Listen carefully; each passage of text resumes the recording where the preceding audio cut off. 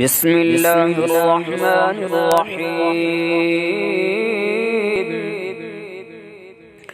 اللهم صل على سيدنا محمد صلاة تنجينا بها من جميع الأهوال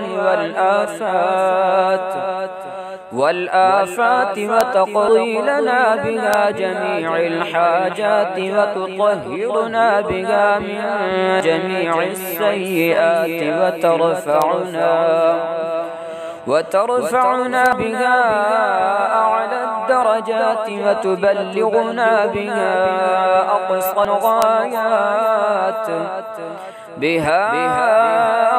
الغايات من جميع الخيرات في الحياة وبعد الممات إنك على كل شيء قدير.